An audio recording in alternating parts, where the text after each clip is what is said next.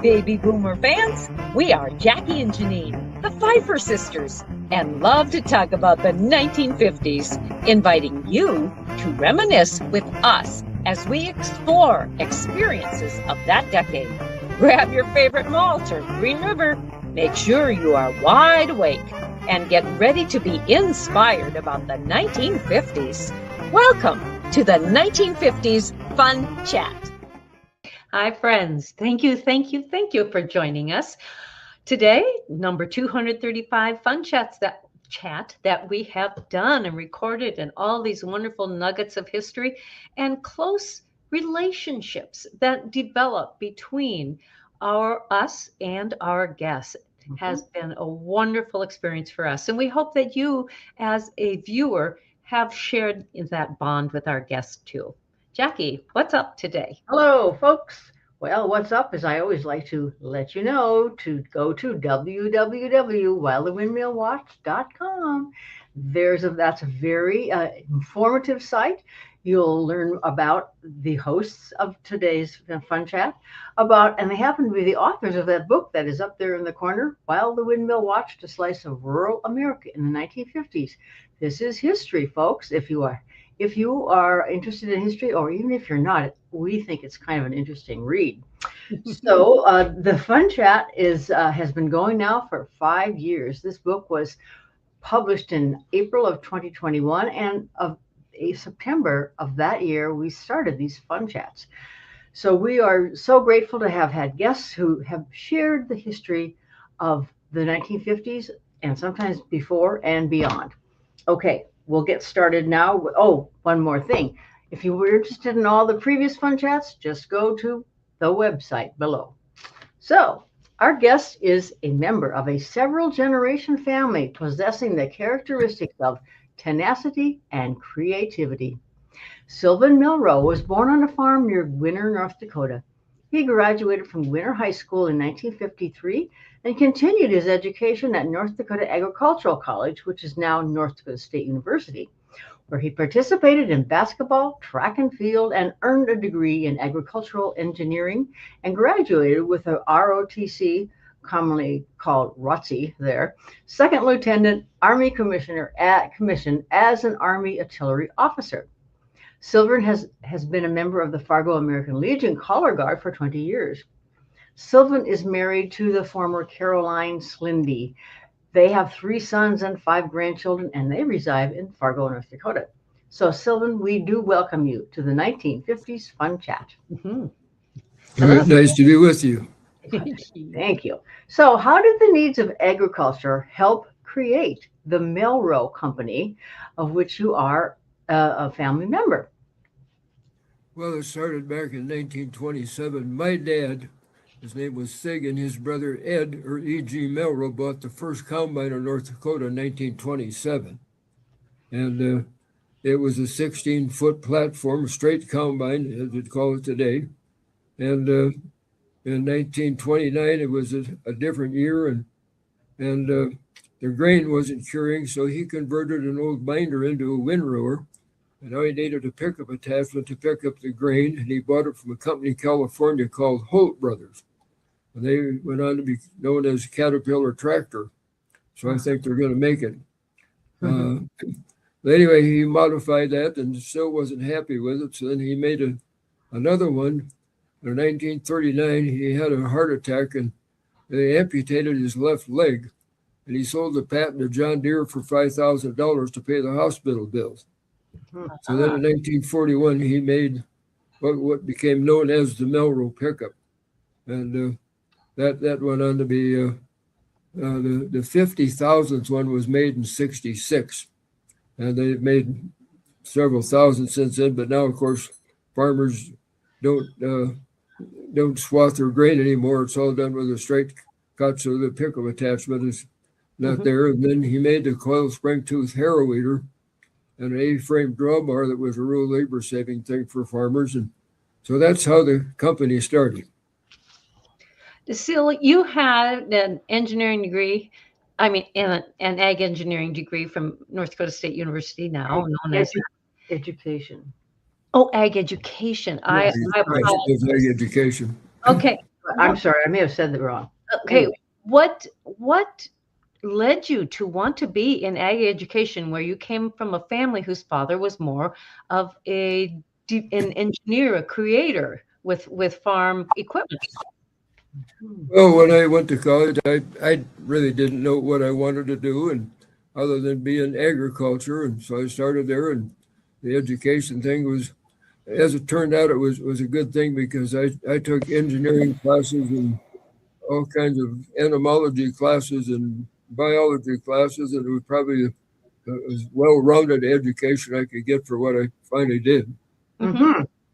At that time, was FFA an organization involved then with your teaching? Yeah, it was, and we didn't have an FAA chapter in Gwinner, so I was not an FA member. Oh, okay. So, I found out one of the teachers I had, if you were an FFA member and a star farmer, you got straight A in these classes. Since I didn't, I got C's. Okay.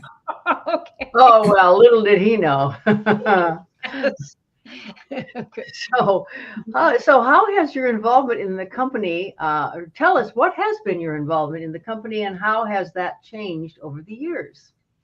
All right, well, after I graduated, I had an ROTC commission, as you mentioned, so I spent 2 years in the Army. I'm an artillery officer. I was in Fort Sill, Oklahoma, and I went to Fort Benning.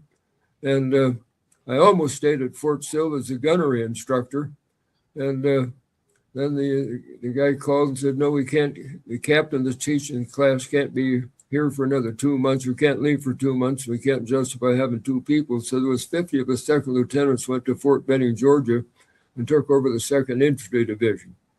And then we ended up mostly training basic trainees. And my battery commander, since you're the jock and the basketball player, you're teaching all the PTs. I don't have a problem with that. So we would get 200 trainees for 8 weeks, and then we'd get a couple weeks off and get another 200.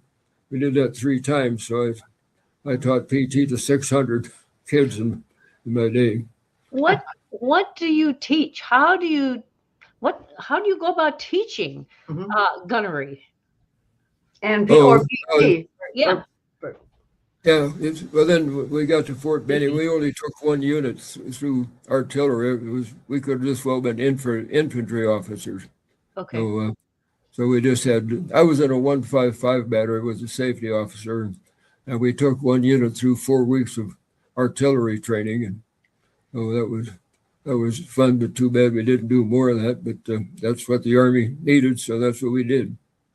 Yeah. Are most new recruits proficient in using a sidearm, I'm going to call it a gun for better reasons, or how do you know how much they need to know to be in the artillery division?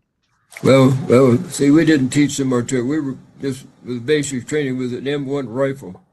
Okay. So that's we taught them, and most of them had probably shot a gun in their life, but a lot of them hadn't. So it's you start with the basic things and teach them how to load it and how to aim and how to fire, and so we did that many days. Mm-hmm. Yes. In those days, did they wear ear protection? No, absolutely not. That's why I'm wearing hearing aids today. The Army never thought anything about that. So between that and when a 155, I was a safety officer. When you stand behind that, the whole ground shakes. So Yeah. that was before no one thought about any hearing protection in those days. Yeah. Too bad. So, and how did then this lead to your involvement in the Melroe Company? Well, it was. I got out of the Army in June of '60. It was a couple of months before that. I got a letter from the Melroe Company. E.G. was the founder. He was a very creative guy. And he had 4 sons, but he died in 1954. So I got a letter from one of the brothers, Raj, one day, and he said, "We've got this little loader that we're going to need some help with, and you come home while I go to work here." And I got out of the Army in June, and I couldn't get a job teaching school, so I stayed there, and I ended up mounting windrow pickups and delivering pickups that summer, and then they made me the ed manager, and we had this 2-wheel drive loader, that was made by Cy and Louis Keller at Rossi, and it was kind of a crude machine, but it worked. And so then they took the Kellers to Gwinner and made a deal with them, and then our engineers cleaned it up so it looked like a machine, and then we went. It was in December of '60. Cy had been in South Dakota at a sales barn, and I remember he came back and I said, "How'd the demo go, Cy?" And he said, "Well, I couldn't do anything because the manure and snow and ice was all froze down. I put the bucket down, the front wheels come off the ground. We're gonna have a 4-wheel drive." So we went back to the drawing boards, and they welded another set of wheels in the back end with a roller chain on it, and now we got a skid steer loader. That's how that started. So, that was the first of its kind then? Yes, that was, the Melroe Company made the first skid steer loader. And very necessary part, I would think, in agriculture. But I believe you said that before when we were talking that it was really used in another type of business. Yeah, our best market then, bulk fertilizer was just starting. So we sold a lot of machines to fertilizer plants because we could drive into a boxcar, pick up a load of fertilizer, and turn around and drive back out. No one could do that. So that was one of the markets, and then we started working with construction people. The first Bobcat was $2,750, and the farmer said that's too much money. The bucket was $40. That's too expensive. So we ended up selling to the construction market or other industries. Then as the machine became used and came back in, and they bought a second machine, then the used machine was now price available for farmers. That's how we get into the farm market. Sure. Why was it called a Bobcat? Well, when I was ad manager of the company, I got a letter in the mail one day from an ad agency in Minneapolis, Gould, Brown and Bickett, a guy by the name of Lynn Bickett.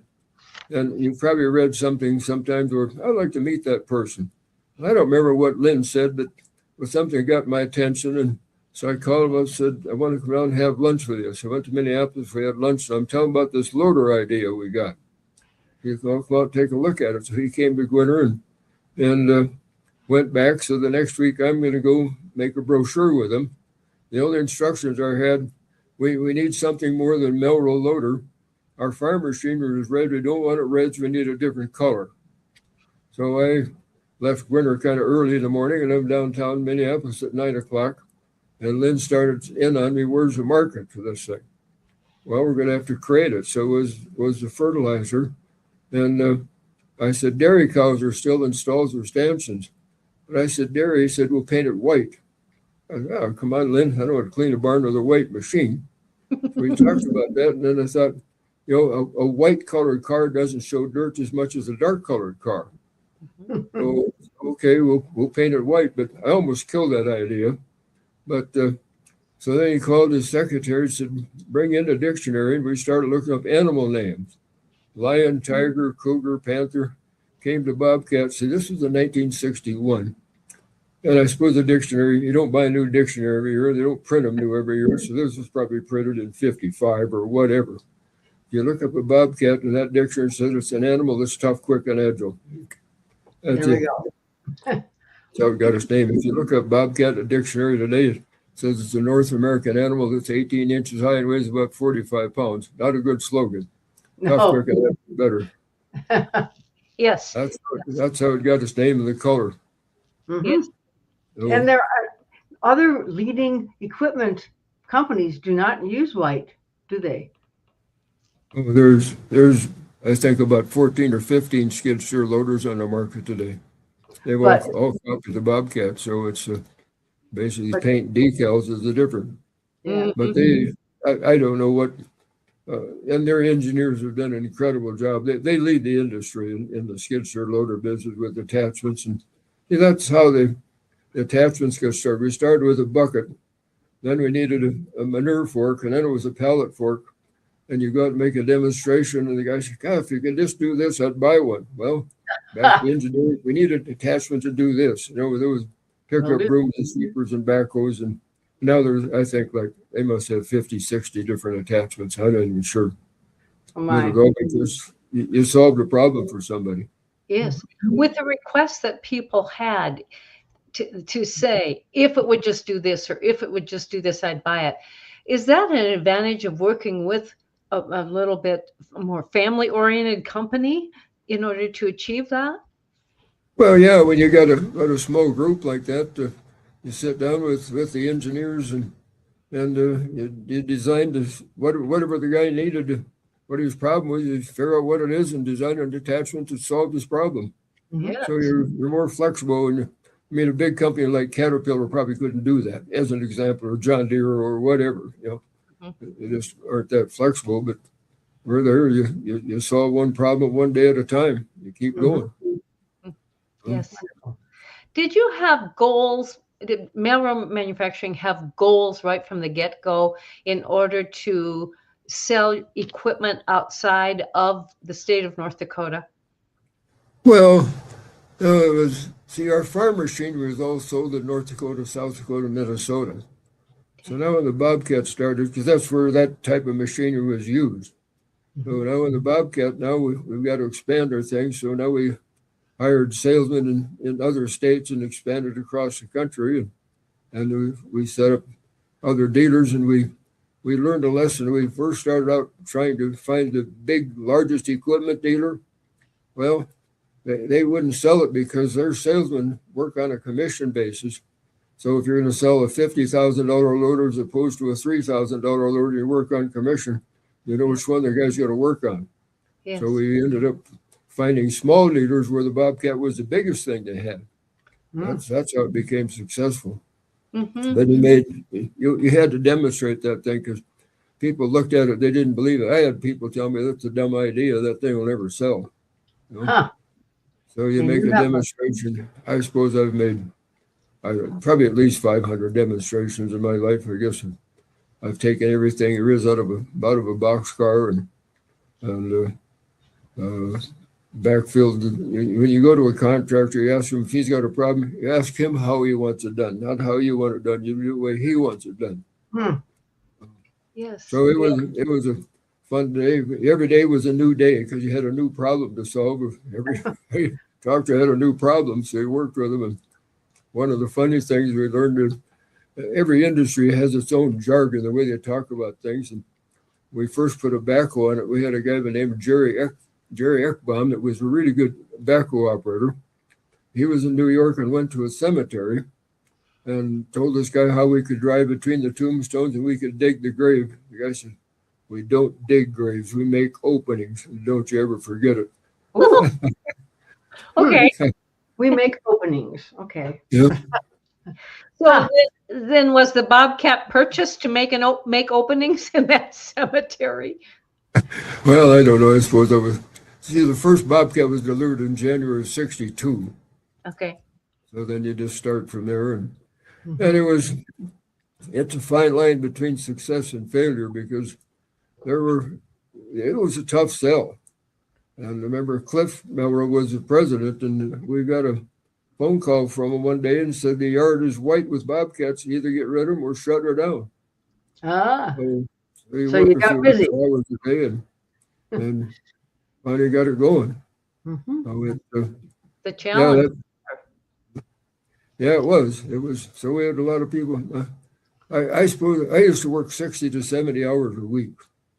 It would be a typical week for me. And most of the other guys probably did similar things. But I would leave Gwinner at 6 o'clock in the morning and catch a flight in Fargo at 8 o'clock and fly to Minneapolis. And then I was a Western regional manager. So if I was going to California or Arizona or Texas or where I was going, I'd catch a flight to wherever that is and come back on Friday and catch a flight back into Fargo at about 10 o'clock and drive back to Gwinner an hour and a half. So that was a typical week for me. Yes. Right. Yes. So as you're thinking about the company and your involvement in it, what are some major changes, like when you first started to when you retired? Can you just lump them into a? Well, the biggest change, the first machines had a clutch drive, and it was a friction clutch. And So that wasn't as durable. Then the hydrostatic drive was made, and that was in 1969 when we switched from the first machine was we called it 970. It was a big loader. It had a hydrostatic drive. That was the biggest thing. That was the best thing for the skid steer loader business. It's just a very efficient drive system, and it works very well. Mm-hmm. Mm-hmm. Did you make different sizes of Bobcat loaders, or just Bobcat machines? Excuse me? Yes. Did you make different sizes of Bobcat Oh, machines? yes. Oh, yeah. There's the first machine with 1,000-pound lift capacity. Then the next biggest, well, it was started, it was 15.5 horsepower. And then we needed, we went to a Kohler engine, was 24 horsepower. And then a Wisconsin engine was 25 horsepower. And then in 1969, the first hydrostat machine was the M970. That was an 80 horsepower engine with lift 3,000 pounds. So, and it was probably a mistake to go from 1,000 pound to a 3,000 pound machine. We should have gradually gone to 1,500 and moved up. And the 3,000 pound machine still is not a real popular model. So the 1,500 to 2,000 pound machines I think are the most popular machines. So when the skid steer loader came out, and I'm thinking more in agricultural purposes, or especially for a farmer how would he use that skid steer loader? I know how we used it when we had our farm. Yeah. How would the farmer use it? Well, it was, I say you pitch a lot of hay after the cows process it. So that's right. You cleaned the barn. That's what it was for. Yes. It took the place of a lot of pitchforks, didn't it? Yeah. I used to say that was, when I grew up, that was in BC, before Bobcats. Right. Yeah, so you knew about pitchforks. So how about some communication advances? How have they affected your life and your career? Oh, well, I guess I've done a lot of things. I guess when you're doing that every day is a new day. So then I got in the Clark Equipment, bought the company in 1969, and I became a vice president of marketing for Clark Equipment. And then I started traveling internationally. So I did that for about 3.5 years. And I've been in all 50 states and 40 countries around the world. I set up Bobcat dealers in 30 countries. And one day, it was in 1973, my cousin Les bought Steiger tractor. He called me and said, I need some help getting this thing going. So I left Gwinner on a Friday afternoon and started in Fargo on Monday morning with a whole new industry. Huh. So, and what was your responsibility with Steiger? I started out as vice president of sales and became the vice president of marketing in 76. Okay. So I took when Les bought the company, it was doing about $1 million. And then when I started in 73, it had 5 district managers, about 30 dealers that did about $3 million. I left 7 years later. I had 19 district managers, 3 regional managers, 350 dealers. We did $124 million. Yeah. You are quite an inspirer. Yes. Does Steiger only merchandise tractors? Or yes. Are there other equipment? Yeah. No, it was just tractors. They didn't make any tillage equipment. And so there was other short line manufacturing. Wilrich, as an example, in Wahpeton, it was a typical example, but there was a half a dozen companies like that made specialized equipment, and so it worked out well. And that was the 4-wheel drive tractor business is kind of interesting. When it started out, farmers they weren't used to 150 horsepower tractor was a big tractor. So now the smallest 4-wheel drive was 225 horse. Well, they don't have machinery that can utilize that horsepower. So it took a while. The Wilriches of the world, so to speak, they had to grow and make machinery for 4-wheel drive tractors. So that's how the market progressed, and they grew together. Yes, that's a wonderful marriage to have, especially for agriculture. It was, yeah. That was fun. Again, it was a lot of work, but it was a lot of fun. I like talking to farmers and What was your biggest challenge in what you did in your entire career? well, I don't know. I guess I never thought about it. Just you get up in the morning, you got a new day's work, you go to work. But I guess the success I had at Steiger isn't very complicated. We had a good product, but that you're honest with your salesmen and the dealers. And if you have a problem, you fix the problem, Yeah. and you go on. So it's just being honest with people. And some of the marketing people don't do well because they're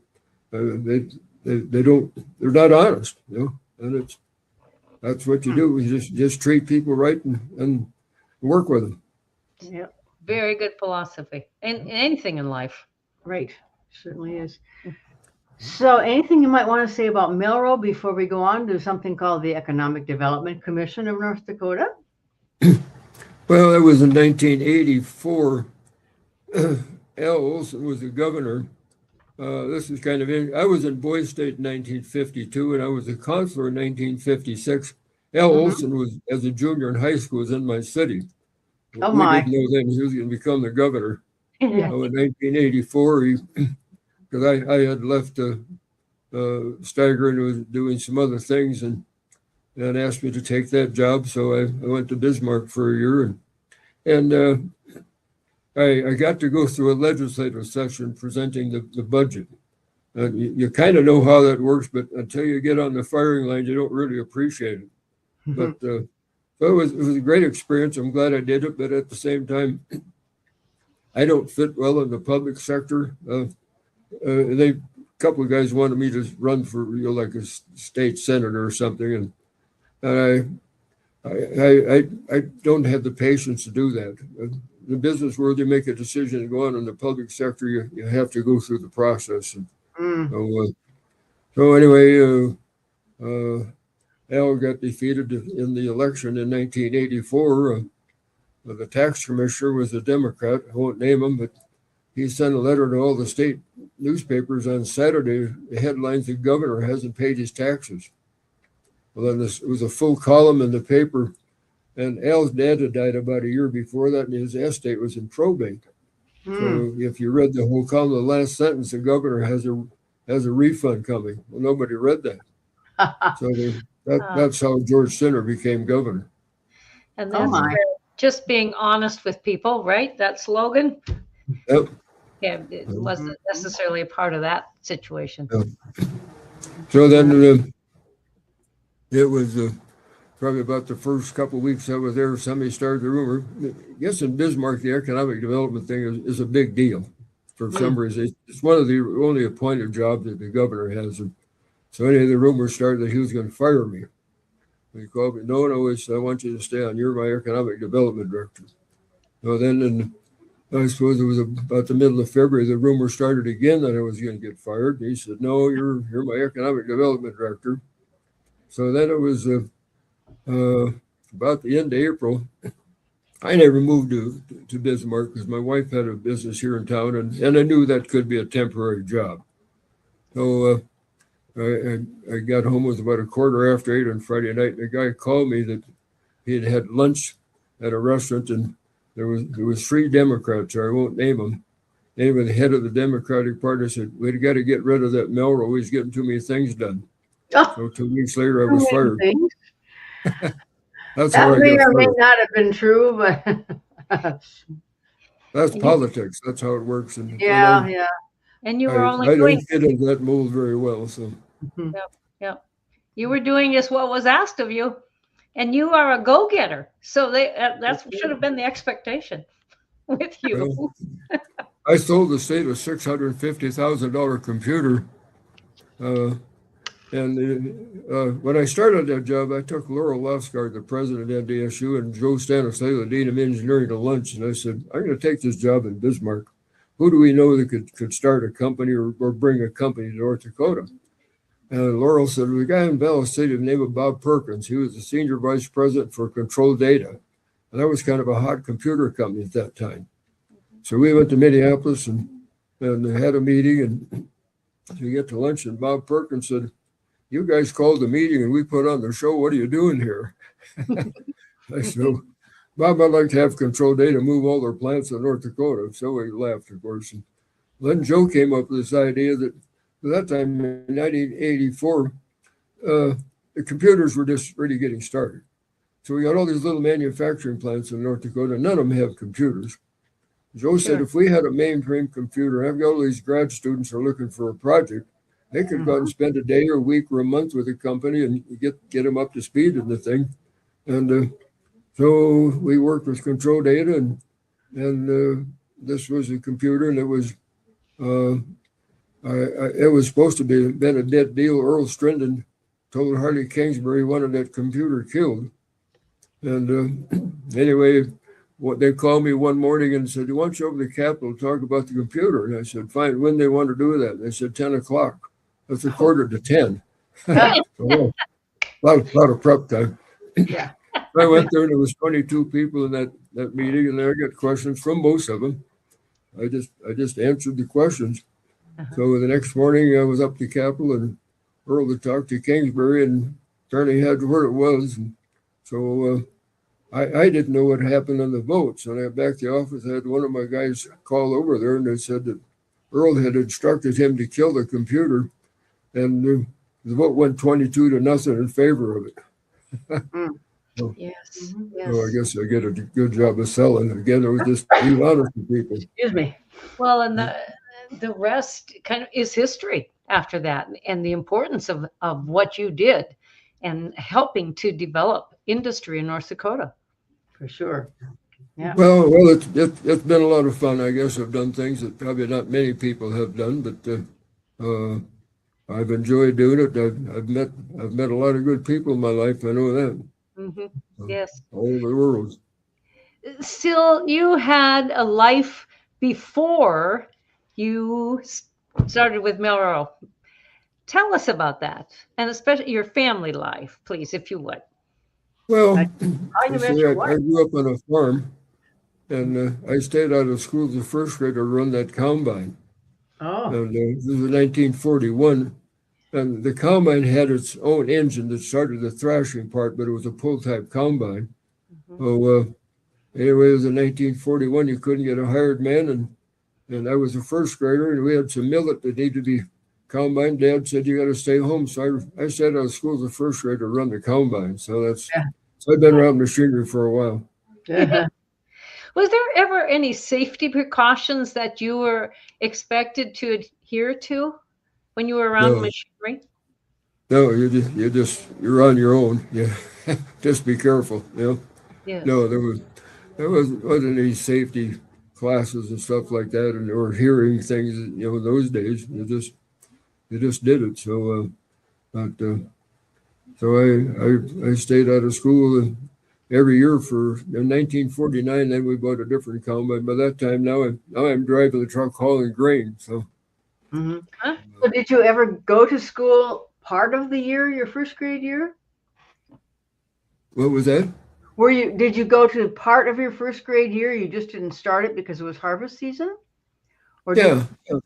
It was probably the middle of September when we had this field of millet we had to do, and so school was started, of course. And so I missed 2 days of school as a first grader to run the combine.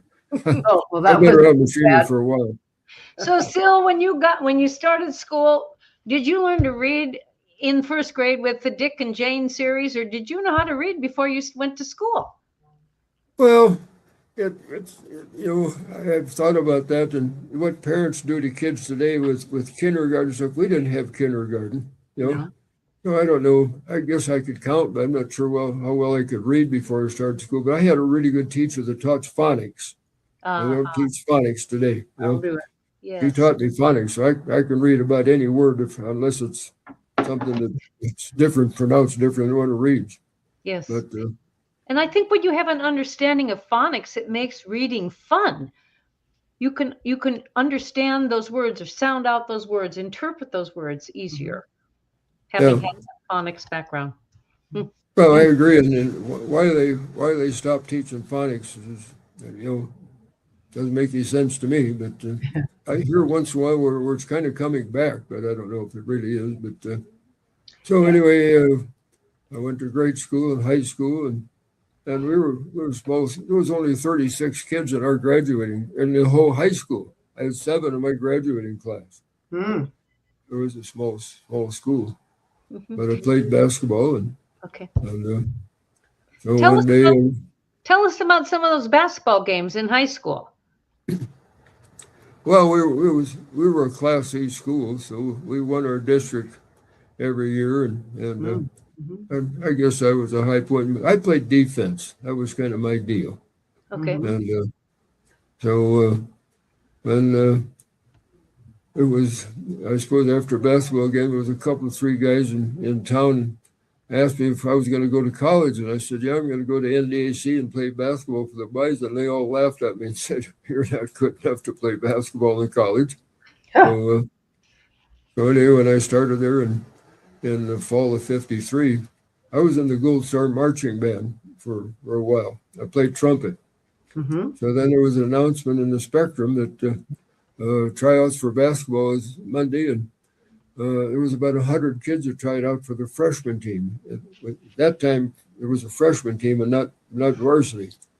So anyway, they kept cutting. By Friday, there was 12 of us that made the freshman team. Amazing. So now we get through that year, and here again, I didn't play a whole lot because the freshman basketball coach was an assistant football coach. I think he went down the roster, and there were a lot of kids from Class A schools. So they got to play more than a few Class B, and I was the only Class C one, so I didn't get a lot of playing time as a freshman. So now it's a sophomore year, and now we try out for the varsity, and there was 3 of us out of the 12 that made the varsity team. And was it the same coach then, Sil? Chuck Benson, Chuck Benson was the basketball coach. Okay. Yeah. And where did your team travel then? Well, the North Central Conference, we had UND and NDSU, North Dakota, South Dakota State, South Dakota U, Morningside, Northern was called Northern Teachers in Iowa. I guess that was about the conference. So I think there was 8 teams in the conference, and we never won the conference. We were 3rd and 4th most of the time. So no, that was a lot of fun. Do you remember anything specific about playing basketball at NDAC? Well, I remember the last week I played, we played over at Concordia. We used to play UND 4 games. We'd play Friday, Saturday here, and then go to Grand Forks and play Friday, Saturday. Or the other year, then they would be there first and come here first. My senior year, we played here and then went up there. And we played at Concordia because their gym was new and would seat a lot more than the old field house. So it was on Saturday night. Dick Binger, their guard, I played forward. I remember him getting past his guard, and he went for the basket. I remember getting my hands on the ball. Next thing I know, I'm laying on the floor, and I must have been stunned. I don't think I was knocked out, and wore an arm on her center. Turn him over before he bleeds to death. I said, who got hurt? I got up and said, I got blood running out of both nostrils. It wasn't dripping, it was running out of both nostrils. Oh, my goodness. Got me to the locker room, and one guy was holding pressure points, and another had ice pack on me, and finally got the bleeding stopped. So I went to the doctor on Monday, and he set my nose, and he said, well, you're done playing basketball. I said, no, I got 1 more week. I'll have to make a mask for it. I said, no, I've played 150 basketball games. I've never been hit in the nose for. I'll be fine. Well, I want to see you next week. Okay, so I went up to Grand Forks, played the whole game Friday night. Saturday night, I made 3 shots. Early in the game, it would be 3-pointers today. Yeah. So then the guy came out to guard me. I went around him, went in to the basket, and their center came out and took a swing at the ball. I don't know if he touched the ball, but he caught me right on the nose. Oh, man. And it was kind of funny. It didn't really hurt, but my eyes watered. I couldn't see anything. Oh. So I found a referee and went to the bench, and Chuck looked at me and said, you okay? I said, yeah, I'm fine. Well, I walked at halftime, and my nose was sitting. Wasn't that bad, but it was obviously out of place. Oh my goodness! So anyway, I went to the doctor on Monday, and he came out and looked at me and said, "What happened to you?" I said, "I got hit in the nose again." He said, "Get in here." That's when it hurt. When he Oh, said that, I remember he had both thumbs on my nose, and he moved it. I felt like my nose was probably in my ear by that time, but no kidding. probably moved a 32nd of an inch or something. But anyway, Oh, he said it, and it came out pretty good. So Yes, it that looks good. was a fun memory of the last 4 games of my career, anyway. for sure. Well, But my winning, when you were at NDAC, you surely did more than ROTC and playing basketball and being in the Gold Star Band. Were you in a fraternity? Were you active that way? yeah, I was an SAE, and I didn't pledge my freshman year, but when we went out right off the start in the track team, I was going to play baseball, but I'm a shortstop, and the basketball star was a shortstop, and the basketball coach is the baseball coach. So I'll run track. I can play baseball all summer. So, that's how I get into the track, and but yeah, and so most of the track team were SAEs. That's how I joined the SAE. Oh, okay. Big Mouth Epsilon. So that's how I became an SAE. Mm-hmm. Mm-hmm. And what else? Who did you meet through that fraternity experience? Well, my wife to be at that time didn't know it. She was the sweetheart of our fraternity. Ah. And on Monday night we have a formal meeting. The sweetheart was there and the house mother. So anyway, I was working at Strauss at that time on Monday night, and so I had to be downtown at 7:00, and she had to be back. She was a Theta.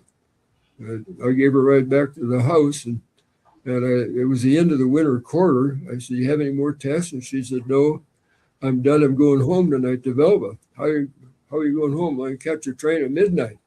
How are you going to get there? I'll kick a cab. I said, "I got a test. I'll give you a ride to the depot." So I did that. When you coming back? In about a week. Well, I'll pick you up. I've been picking her up ever since.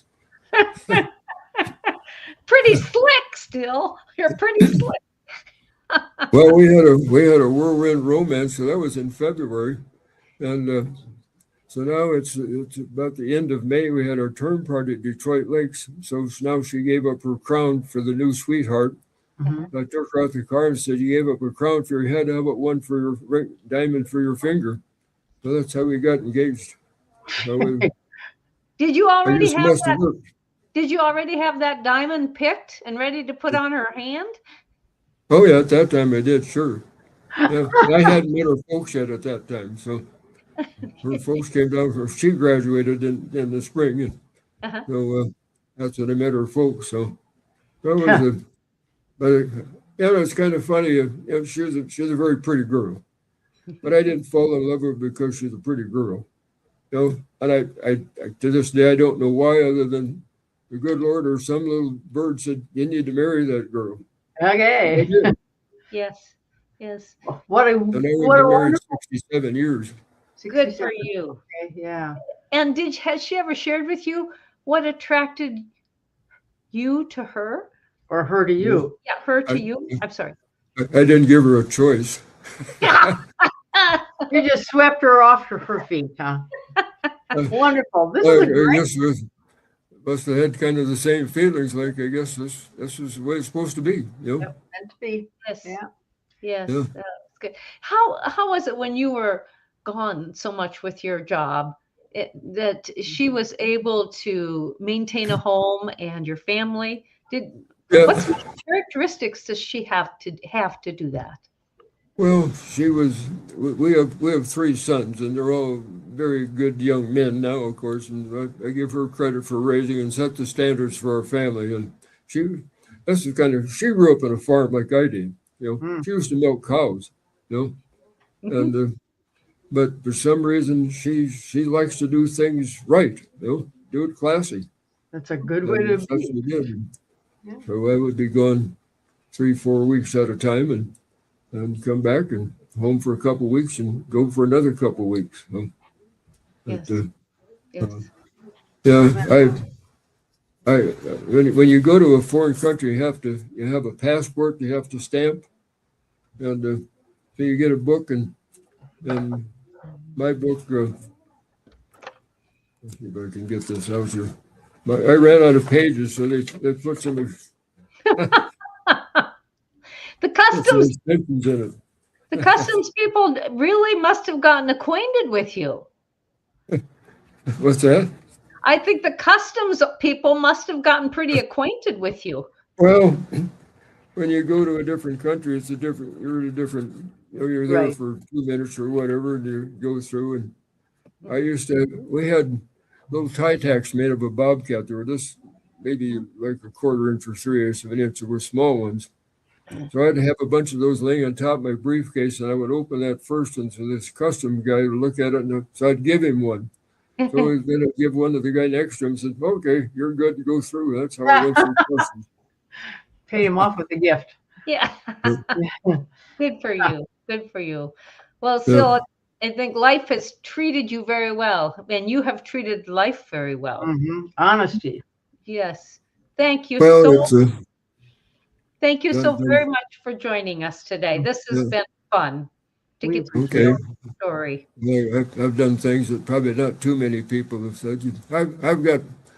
I quit keeping track of air miles, but it was over 2 million, and then I quit keeping track. So I'm probably close to 3 million commercial miles, and I'm sure I've got at least 250,000 in a single engine and twin engine airplane. So Uh-huh. I took lessons one day. I was going to be a pilot. I made 8 landings, and the guy said, "I'll come down tomorrow. You can solo." And something happened. I had to leave home and get to someplace, and never went back to get my pilot's license. Mhm. But I think I could land an airplane if I had to. I hope you never have to on an emergency basis. Yes. So thank you very much, Sil. We appreciate all that you've shared with us. And audience, please do join us again.